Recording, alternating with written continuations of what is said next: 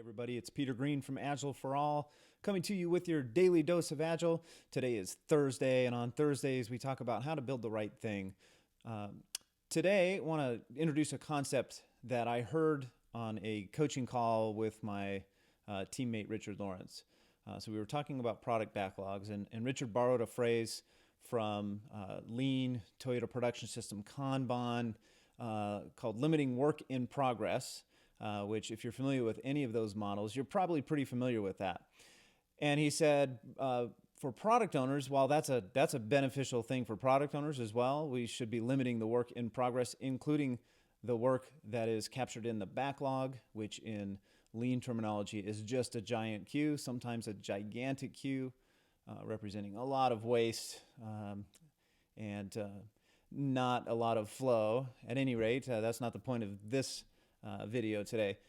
He said what he likes to recommend that product owners do is limit details in progress, which I thought was very interesting. And so even if you are in a situation as a product owner where you've captured a lot of items in a product backlog, how much detail do you have in those items in the product backlog?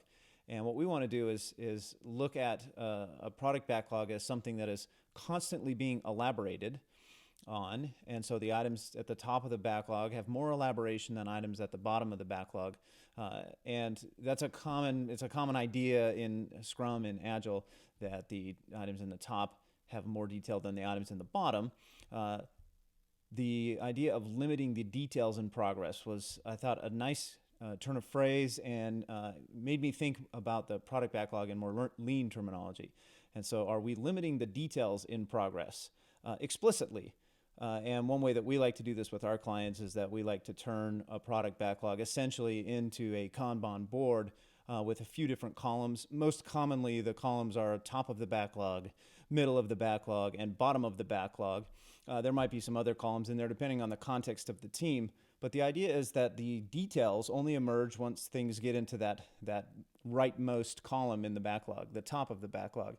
And we explicitly don't add details for anything that is below that. And then we figure out essentially the velocity of our team, or how many items we need to have in that top of the backlog in order to, well, really the right way to think about that is how frequently are things changing. And so we can have as much items, as much work in detail in the top of the backlog as will not change. And so that might be a week worth of work in your context. It might be a month.